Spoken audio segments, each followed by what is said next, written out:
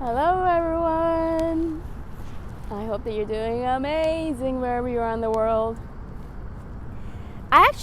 One of the reasons why I'm always wearing a jacket in the videos now is because I actually don't know how cold it is outside. You know, sometimes you go outside in Canada and you see it's sunny, you're like, oh, it must be so warm outside. And you go outside, it's freezing.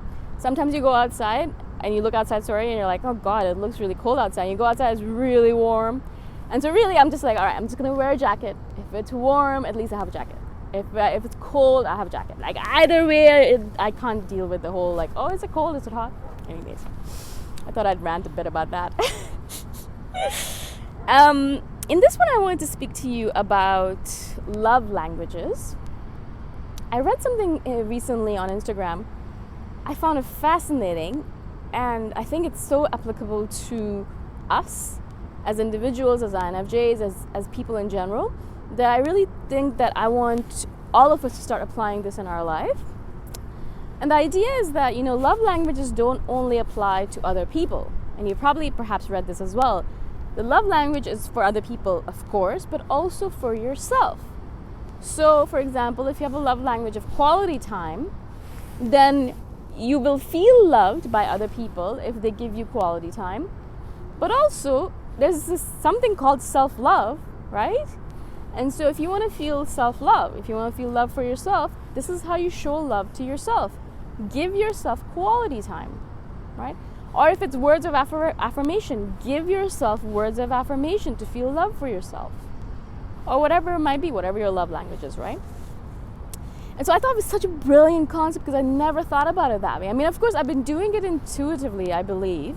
Because whenever I feel like, I want to take care of myself, I'll go and sit in my room by myself, eat some chips and read some manga and have some quality time that way, and I'll feel good after. I'm like, this is great. I feel so happy now. So intuitively, you're probably doing this already. I'm sure you are. But it's actually nice to kind of be a little bit more conscious about it, right? Because then you actually can go into a situation and be like, I don't feel that much love for myself right now. I feel I'm not liking myself very much like right now. And instead of bullying yourself, there is something like bullying yourself, if you haven't heard of that already. It's called self-bullying, and a lot of us do it, or self-criticizing. And so instead of criticizing yourself, be like, back up, just why are you being like this? You could do it, just keep on going. And so being like that, you can be like, all right, cool. I guess this is a time to come to self-love and to come to my love language. And then go and give yourself half an hour. It doesn't even take that long, really. Half an hour, 45 minutes, whatever it might be, of self-love time, right? Love language. So what's your love language? If you're an INFJ, probably one of your primary love languages, because you can have secondary love languages as well, right?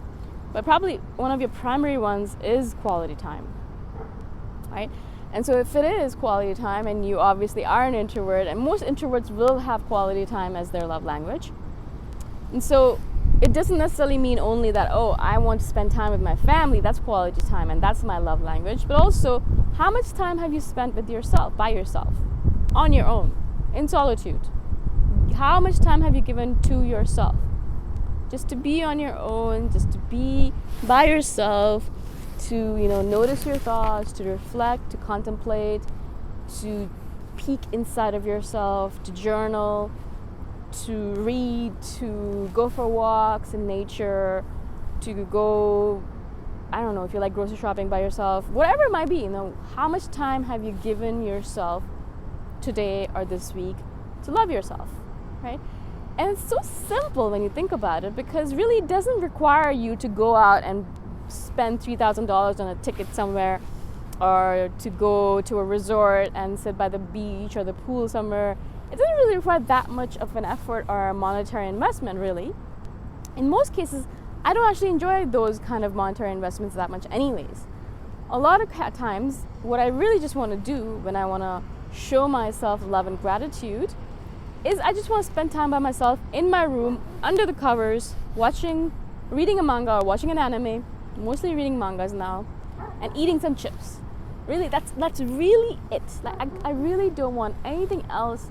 Everyone could be like, yeah, let's go here, let's do this, and blah, blah, blah. And for me, I'll just be like, no, you know what? I'm cool.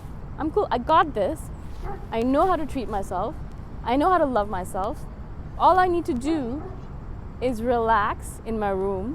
Where my room is, it doesn't matter. It could be in Chiang Mai, it could be in Toronto, wherever I am. Or even if I'm traveling, all I really need to do in order to love myself or to show myself love is to go to my room, my hostel room or my dorm room or my Airbnb, and sit and just be by myself. Like in silence. Silence is perfect. There's silence is perfect. Or put on earplugs. Just be by myself, read my manga, eat something really delicious like chips or wonton soup or I don't know, something good like that.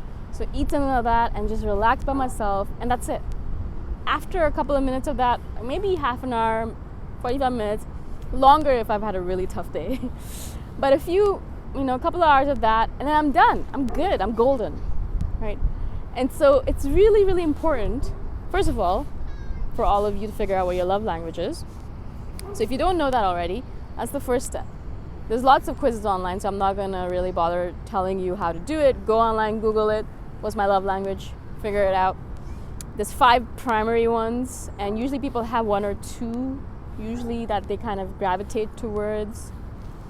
And it changes obviously through your lifetime. So, when I was younger, I think I liked more acts of affirmation and touch, physical touch. But I think now I'm more about quality time and I think physical touch, but I haven't had a relationship in a while, so I don't really know. But so figure out what your love language is, and then obviously let everyone know that this is my love language, right? And also find out other people's love language so you know how to love them in the way that they want to be loved, not the way that you want to show them love, the way they want to be loved.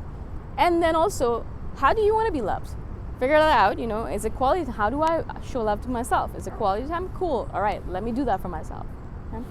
And I'm not saying, ideally you would do this for yourself every single day, but we're all busy people, and so you might not have time every single day to show love to yourself. And so perhaps every other day, or figure out a cadence that works for you, right? Figure out a timing that's like, all right, or also just kind of gauge it by how you feel. Maybe some days you're gonna be there and you're kind of coming out of work or finishing up something and you just feel like, oh, I'm so drained, I'm so tired, or you feel that, you feel that need for taking care of yourself, you need that need for self-care or self-love.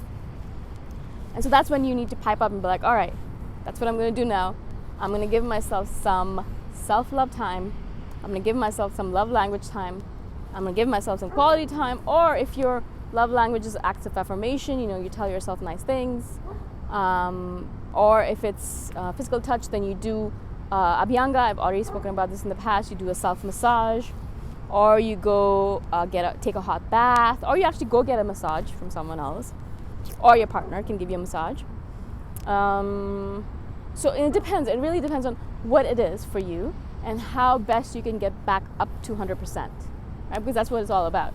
It's because you're probably like dangling around 0% maybe even, or around 20, 30%, and you're kind of feeling depleted. And so all you need to do is like kind of take care of yourself by doing these little things for yourself, and then bring yourself back up to 100%. So I noticed for me, as I said, if I just sit in my room for a little bit, I actually am like, yeah, you know what, I feel good now. I think I can go out again and go do my work again, or I can go out and socialize again, or whatever it might require. I hope this is helpful. It was really helpful to me, at least, to kind of start thinking about it that way. It's a little tweak of, mental tweak, but I feel like these mental tweaks are really helpful in the way we look at ourselves, in the way we take care of ourselves, in the way we view the world, in the way we view ourselves, all that. So hopefully it was helpful to you. If you have something to add to this, let me know. If you've been using this technique already and you have some tips for us, please let us know. I'm always looking for good tips from all of you. And if you have questions, obviously let me know as well. Thank you so much for listening, for watching. I shall see you the next time around. Bye.